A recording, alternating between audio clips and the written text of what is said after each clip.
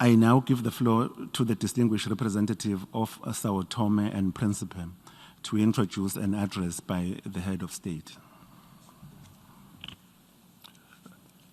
Mr. President, Mr. Secretary General, ladies and gentlemen, I have the honor to introduce a pre-recorded statement of His Excellency Mr. Evaristo do Espírito Santo Carvalho, President of the Republic of the Democratic Republic of Sao Tome and Principe. I thank you, Mr. President.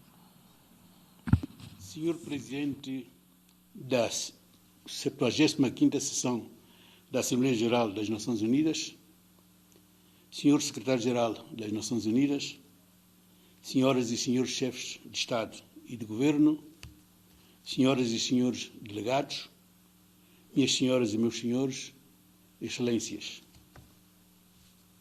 Permitam-nos que comecemos por felicitar. Honorable President of 75th Session of the United Nations General Assembly, Honorable Secretary General of the United Nations, Honorable Heads of State and Government, Honorable Delegates, ladies and gentlemen, Your Excellency, I would like to begin my remark by congratulating Mr. Volker Boxer for his election as President of 75th Session of the United Nations General Assembly and offer him our full support during his term in office, which we wish to be full of success.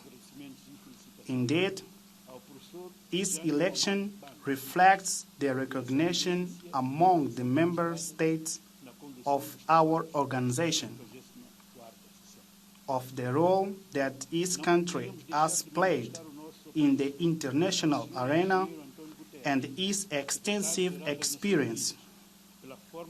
We are certain that this will greatly contribute to the success of this session's work and will allow him to identify better paths toward the resolution of the major issue facing the international community. We would also like to express our gratitude and congratulate the Professor Tinjani Muhammad Bande for the wisdom and dedication with which he conducted the work of 74th session. Finally, we could not fail to express our appreciation to Mr. Antonio Guterres, Secretary General of the United Nations, for the competence, selflessness, and zeal with which he has led our organization. Mr. President, the theme chosen for 75th session of General Assembly is pertinent to the current moment that we are experiencing in our world. We are convinced that multilateralism is the best way for us to combine our effort and together mitigate the effects of economic and financial crisis that the COVID-19 pandemic has imposed onto the world. We do believe that multilateralism will also allow us to overcome the enormous challenge facing the world. Indeed, the health crisis caused by the COVID-19 pandemic that is ravaging the world has shown us that a combination of effort and international solidarity can help us to mitigate its nefarious and worldwide impact. We must not lose sight of unceasing struggle against poverty. In our view, this is the greatest scourge on humanity, and that is the main cause of famine, soil degradation, unbridled exploitation of natural resources, armed conflict, population displacement, source and nurse migratory flow, and its continuing toll in human life. Therefore, we take the privilege of this opportunity to reaffirm our support for renewed multilateral cooperation on behalf of the people we serve, and for more multilateralism, more solidarity, and more effectiveness in both the combat against the effect of poverty and the maintenance of international peace and security, which is an indispensable condition for inclusive and sustainable development. In this regard, we unfortunately continue to see persistent tensions spot with a major humanitarian repercussion all over the planet. Political and military conflict persists in Central African Republic, the eastern province of Democratic Republic of the Congo, South Sudan, Libya, the Sahel with emerging terrorist group, and the action of the terrorist group El-Shabaab in East Africa and Boko Haram in Central and West Africa.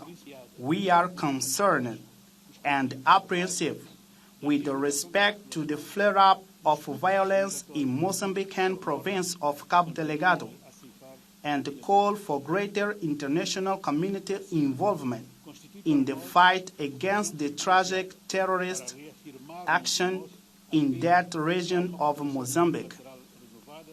The perennial issue of Western Sahara continues to be a cause of concern for us and demands greater involvement from all of us in the search of permanent solution in this prolonged negotiation process.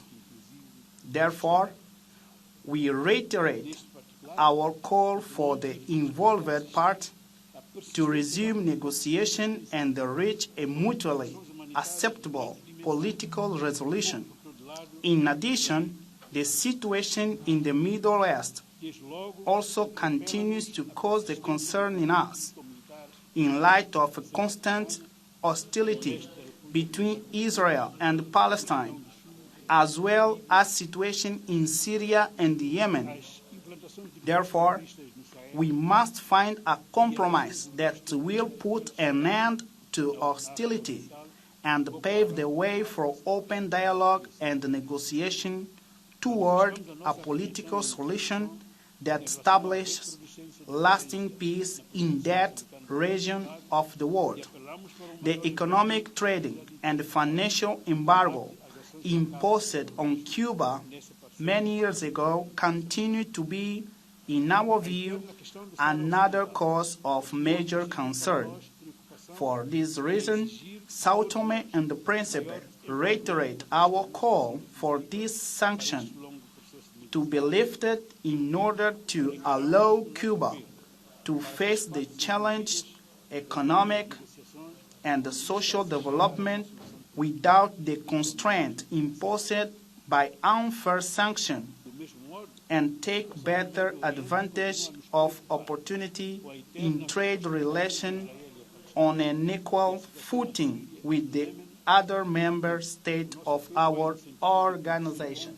The persistence of violent extremism must continue to receive our attention, but not to detriment of other equally important challenges to human existence, which are reflected in the Sustainable Development Goals, such as combating poverty, climate change, and sea piracy, among others. Mr. President, honorable head of state and government.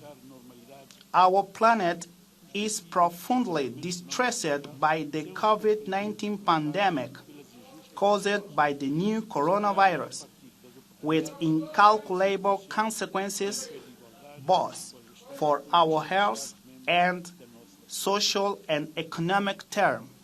In light of the high mortality level and the devastating effect of this disease and its high rate of spread, we must continue to use the mechanism that multilateralism offers us in terms of international solidarity in order to intensify the combat against the disease, deter the loss of human lives, and relaunch the economic development process in our country. We take this opportunity to express our appreciation for the wave of bilateral and multilateral solidarity that has benefited Sao Tome and Principe, which has allowed us to escape a potential disaster. We offer our sincere and profound gratitude to the international community.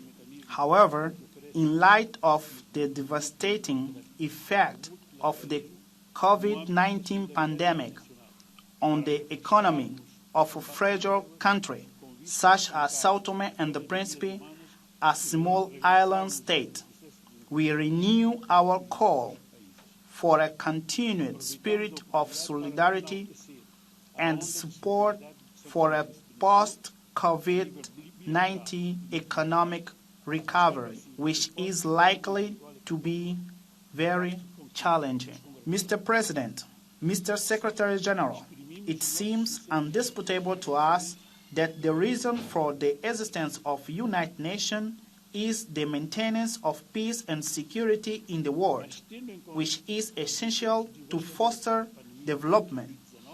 We should note, however, that the world has changed significantly since the creation of our organization in 1945, and that we urgently need to adapt it to the new challenge of our time. Therefore, we once again reiterate our call for the reform process underway at the United Nations to be accelerated in order to give it greater momentum and increase its representation, effectiveness, capacity, and legitimacy in action that lead to the maintenance of international peace and security, and thus drive development throughout the world. Mr. President, heads of state and government, Mr. Secretary, Sao Tome and Principe is preparing to graduate to the category of medium-income country in December 2024, a fact of which we are proud, as it reflects a recognition of the effort that our country has undertaken and the progress achieved in key areas of sustainable development. However, we are aware of the internal effort that will be required for us to overcome the enormous challenge that we will face after this graduation. 3. Therefore, we strongly appeal for the international community's continuing support in this new stage of our country's development. Mr. President, honorable delegates, Your Excellency, in closing, we would like to express our wishes that the world may see better days after this 75th session of our August General Assembly, with peace and security and progress toward the sustainable development that our countries long for. Thank you very much for your attention.